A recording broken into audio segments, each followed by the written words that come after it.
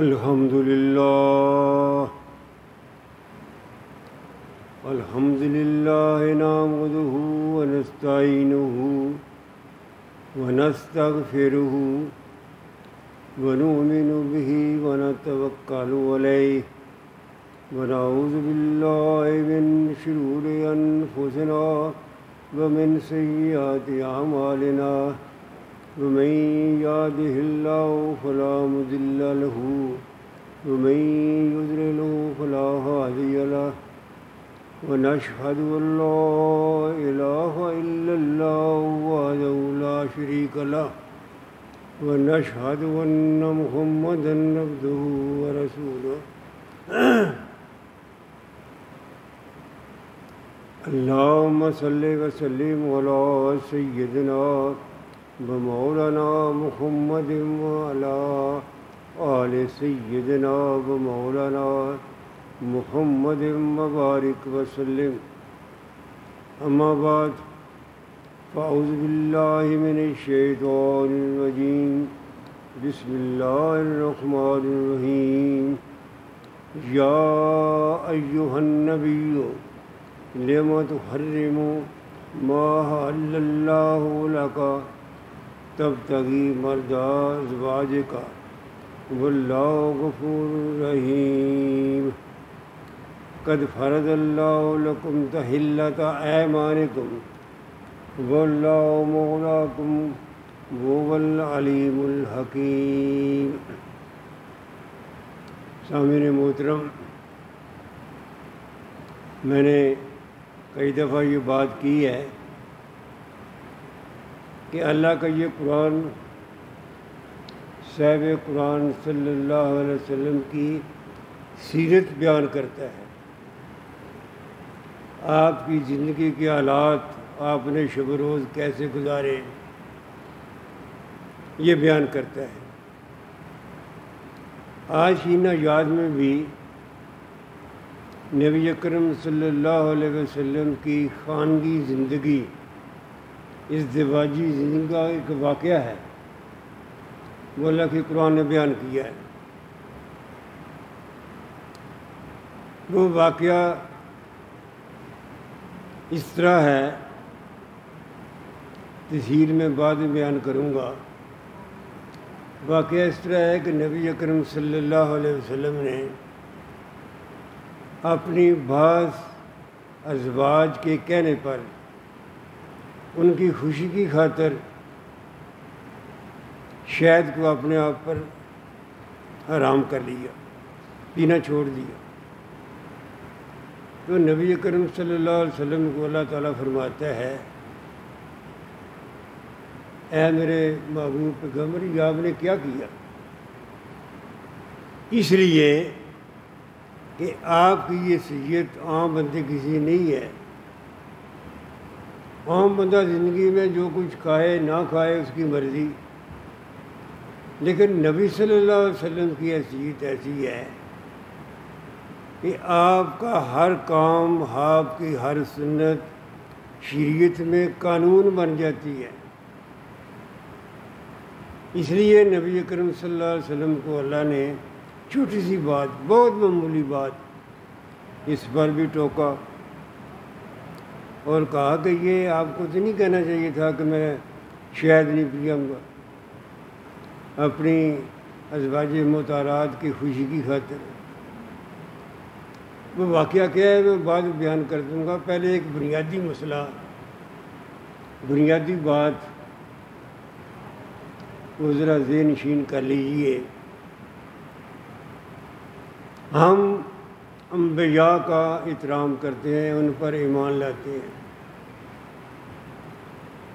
سب سے مقدس ہستیاں اللہ کے انبیاء ہیں۔ پھر انبیاء پر ایمان لانے والے لوگ جنہوں نے انبیاء کا ساتھ دیا، وہ بھی بڑے پاکیزہ لوگ ہیں۔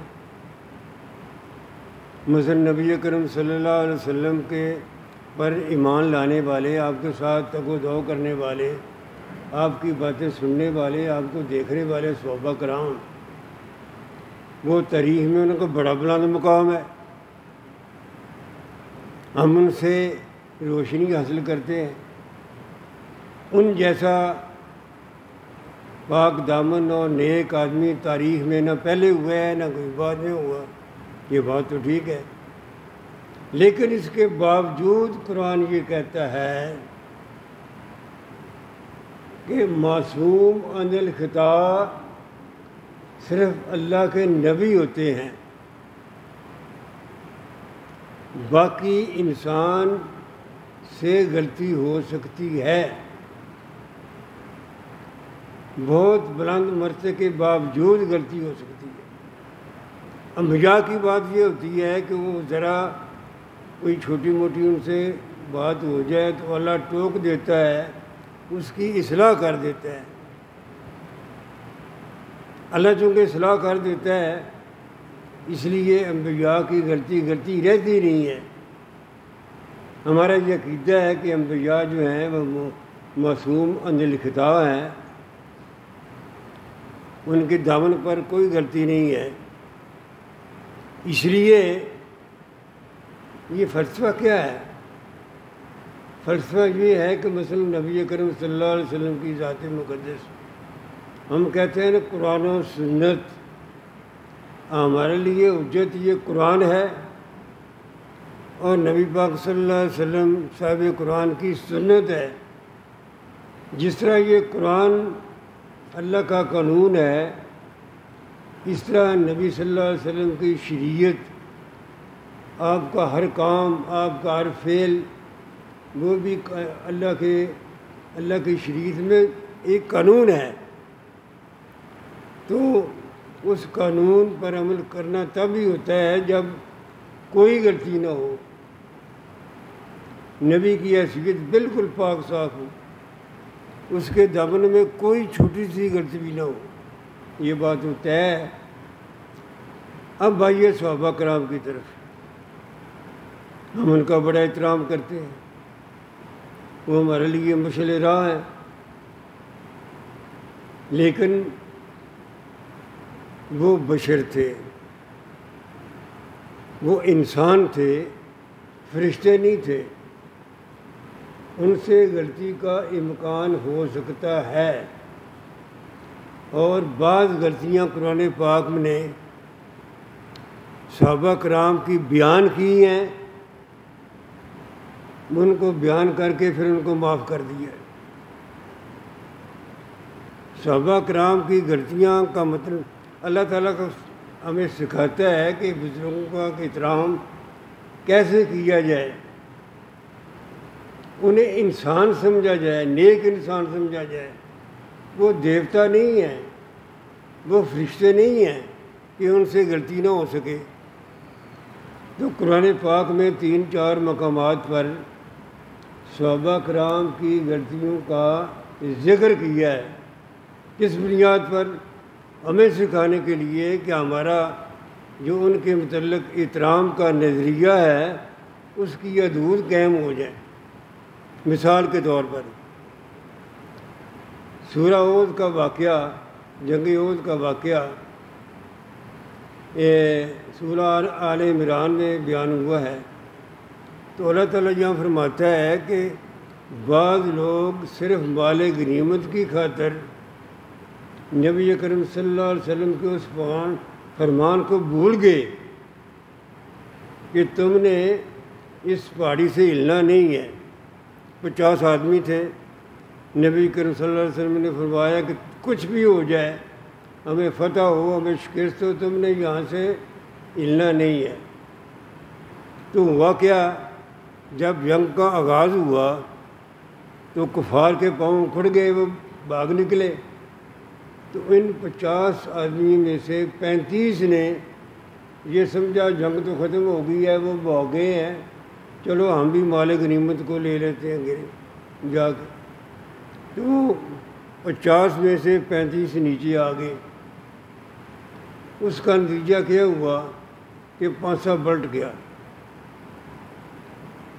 وہ جو فتح ہو گئی تھی اس کو کسی حد تک شکست میں وہ بدل گئی، بڑی مشکلات کا سامنا کرنا پڑا۔ خود نبی کریم صلی اللہ علیہ وسلم کے دندان مبارک شہید ہوئے، آپ کے یہاں ماتھے مبارک پر، چہرے مبارک پر ایک زخم کا نشان بھی آیا، تو یہ مشکلات کیوں پیدا ہوئیں؟ ان 35 آدمیوں کے جگہ چھوڑنے کی وجہ سے، نبی اکرم صلی اللہ علیہ وسلم کا حکم نہ ماننے کی وجہ سے اجتہادی غلطی تھی۔ اندر سے وہ پکے مسلمان تھے لیکن غلطی ہو گئی،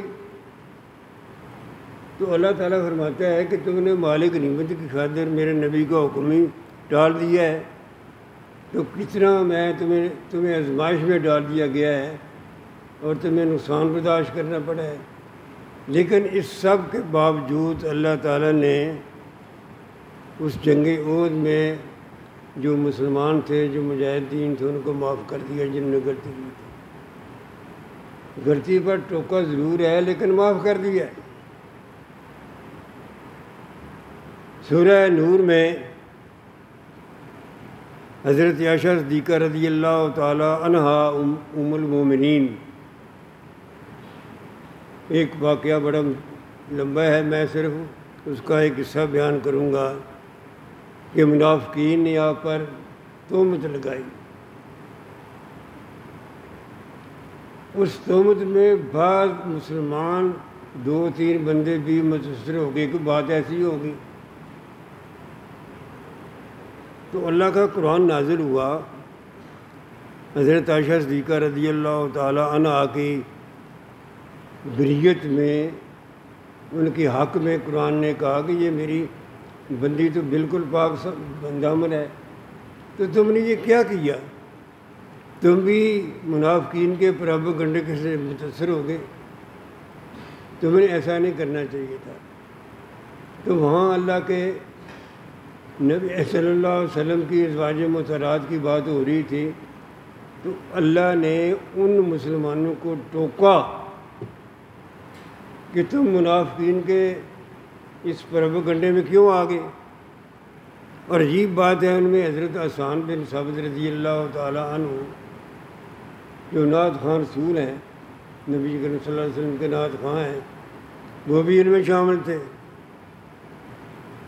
تو اللہ کے قرآن نے انہوں ٹوکا کہ تم نے یہ کیوں کیا، تم نے غلط بات کو کہ کیوں چھالا، کیوں اس پر یقین کر لیا، لیکن وہاں بھی معاف کر دیا،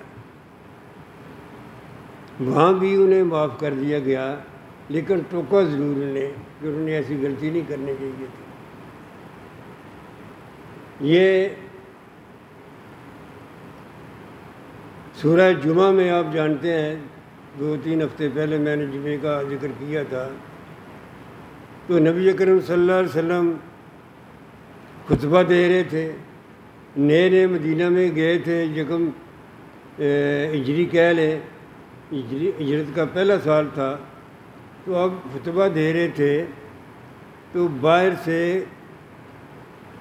تجارتی قافلہ آ گیا، اس میں کھانے پینے کی چیزیں بھی تھیں، تو 12 صحابہ کرام کے علاوہ باقی لوگ اٹھ کے چلے گئے کہ کہیں وہ چیزیں ختم نہ ہو جائیں، کھانے پینے کی چیزیں، کیونکہ وہاں بڑی شارٹیج تھی نا کھانے پینے کی چیزوں کی، تو وہ ختم نہ ہو جائیں، اٹھ کے وہ چلے گئے۔ یہ غلطی تھی، تو اللہ کے قرآن نے وہاں بھی ٹوکا کہ تم نے یہ کیا کیا، میرے نبی خطبہ دے رہے ہیں تم اٹھ کے چلے گئے ہو، تمہیں یہ پتہ نہیں ہے کہ تمہارا رازق اور مالک میں ہوں۔ اگر شارٹیج ہے چیزوں کی تو اللہ تمہیں اسباب پیدا کر دے گا۔ وہاں بھی اللہ نے ٹوکا اور ٹوک کے انہیں معاف کر دیا۔ پھر حضرت حاطب رضی اللہ تعالی عنہ جو کہ بدری صحابی تھے، مکہ کے رہنے والے تھے اور ہجرت کر کے مدینہ میں آ گئے تھے، یہ 8 ہجری کی بات ہے، یہ بھی واقعہ میں نے سنایا تھا۔ حضرت حاطب کے بال بچہ ابھی مکہ میں تھا، وہ بڑے قبیلے کے آدمی نہیں تھے۔ جب انہیں احساس ہوا کہ نبی کریم صلی اللہ علیہ وسلم مکہ پر حملہ کرنے والے ہیں، اس نے اس راز کو، اس بات کو ایک خط کے ذریعے انہیں ایک عورت کے ذریعے بھیج دی، اطلاع لکھ کے بھیج دی۔ اللہ کا قرآن نازل ہوا، اس عورت کو تو پکڑ لیا گیا، وہ خط بھی پکڑ لیا گیا، لیکن حضرت حطب رضی اللہ تعالیٰ عنہ ایک بہت بڑی ان سے غلطی ہو گئی تھی، ایک جنگی راز انہوں نے فاش کر دیا تھا۔ وہاں بھی اللہ کے قرآن نے انہیں معاف کر دیا ہے، انہیں کہا کچھ نہیں ہے، کیونکہ انہیں نیت یہ تھی کہ میرا بال بچہ وہاں غیر محفوظ ہو جائے گا، اگر میں قریشیوں کو اطلاع دے دوں گا تو ممکن ہے میرے بال بچے کا لحاظ کریں۔ تو کہنے کا مطلب یہ ہے کہ بزرگوں کے احترام کی اللہ کا قرآن ان کی حدود مقرر کرتا ہے۔ صحابہ کرام رضی اللہ تعالیٰ عنہم باوجود ایک بہت بلند مرتبہ ہے، تاریخ میں ان کا بڑا مقام ہے، لیکن اللہ کے قرآن نے ان کی غلطیاں بیان کی ہیں، اور ان غلطیوں کو قرآن پاک میں درج کیا ہے تاکہ قیامت تک لوگ پڑھتے رہیں اور انہیں محسوس ہو کہ وہ بھی انسان تھے، کوئی فرشتے نہیں تھے، دیوتا نہیں تھے۔ ان کا احترام اس وجہ سے ہے کہ وہ نبی اکرم صلی اللہ علیہ وسلم کے جانثار ساتھی تھے۔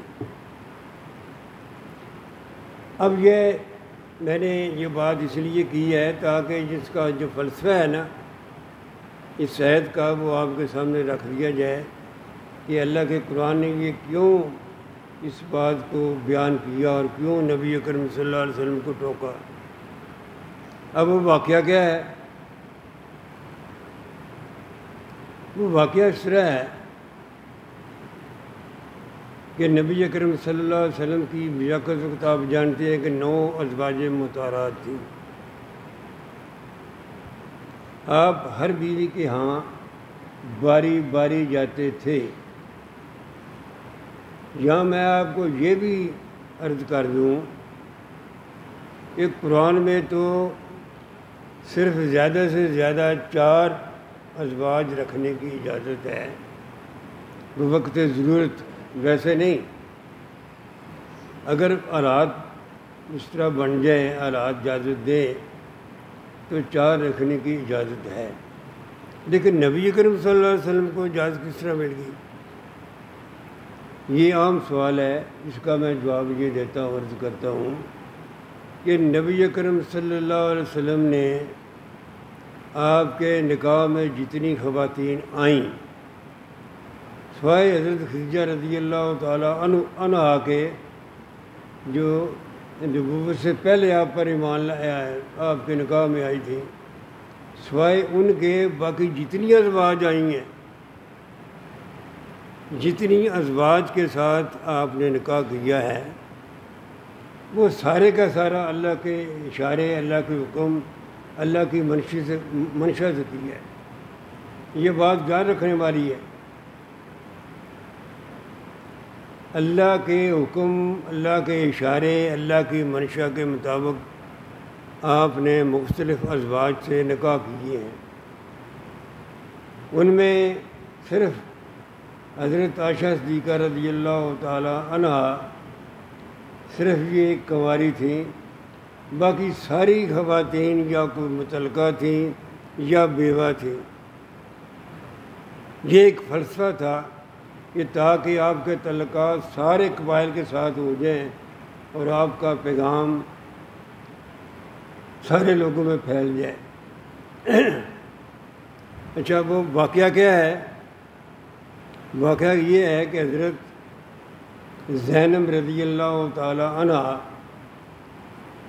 جو کہ آپ کی پھوپھی زاد بہن تھی، بعد میں ام المومنین بنی، یہ بھی قرآن نے واقعہ بیان کیا ہے۔ ان کے بارے میں یہ اللہ کی قرآن کی آیت ہے کہ ہم نے اس زینب کا نکاح کر دیا تھا، زوجناکہا، ہم نے اس زینب کا نکاح آپ سے کر دیا تھا۔ تو یہ واقعہ بالکل ٹھیک ہے کہ یہ اس عہد کی روشنی میں نبی اکرم صلی اللہ علیہ وسلم کی وہ بیوی بن گئی تھیں۔ اس کرۂ ارض پر قرۂ عرض پر ان کا نکاح دوبارہ نہیں ہوا تھا، تو یہ بھی ایک ثبوت ہے اس بات کا۔ تو حضرت زینب رضی اللہ تعالیٰ عنہ آپ کی بیوی تھیں، ان کے ہاں کہیں سے شہد آیا ہوا تھا۔ وہ عصر کے وقت آپ وہاں تشریف لے گئے تو انہوں نے شہد پانی میں ملا کر آپ کو پلایا، اور بڑے خوش ہوئے کیونکہ شہد آپ کی پسندیدہ غذا تھی، پسندیدہ مشروب تھا۔ ایک دن میں گئے، دوسرے دن میں گئے، تیسرے دن بھی گئے، تو باقی ازواج محترات جو ہماری مائیں ہیں، امت میں ان کا مقام بہت بلند ہے۔ وہ نبی صلی اللہ علیہ وسلم کی بیویاں ہماری مائیں ہیں، قرآن نے کہا ہے، لیکن تھیں تو وہ ابا کی بیٹیاں، وہ فرشتہ تو نہیں تھیں۔ ان کے دل میں یہ خیال پیدا ہوا کہ یہ حضرت زینب کے ہاں یہ بار بار نبی کریم صلی اللہ علیہ وسلم عصر کے وقت کیوں جاتے ہیں؟ ایک کہہ لیں، میں لفظ استعمال کیا کروں، اسد کہہ لیں، یہ دل میں پیدا ہوا، جسے کہتے ہیں نا پنجابی میں سوکن، اس کا کچھ اثر موجود تھا۔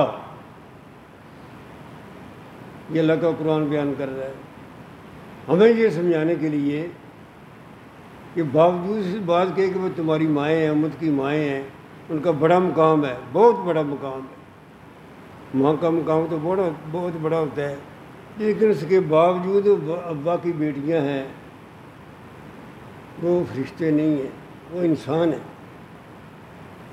تو حضرت عائشہ صدیقہ رضی اللہ تعالی عنہ، ان کے ساتھ حضرت حفصہ رضی اللہ تعالی عنہ جو حضرت عمر کی بیٹی تھی، اور حضرت سودا رضی اللہ تعالی عنہ، یہ بھی ایک بیوہ عورت تھی، آپ کے آن کا ہوا۔ حضرت صفیہ رضی اللہ تعالی عنہ، ان چاروں نے اکٹھے ہو کے ایک بات سوچی،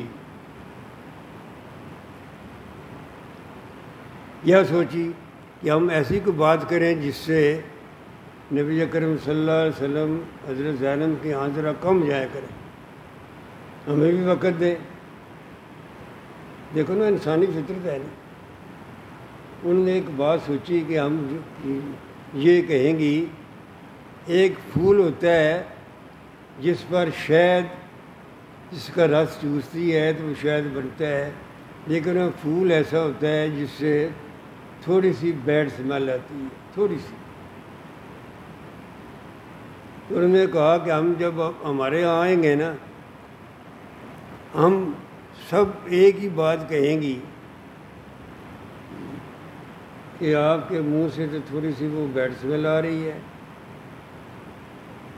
یہ انہوں نے بات بنائی، حالانکہ بات ایسی نہیں تھی۔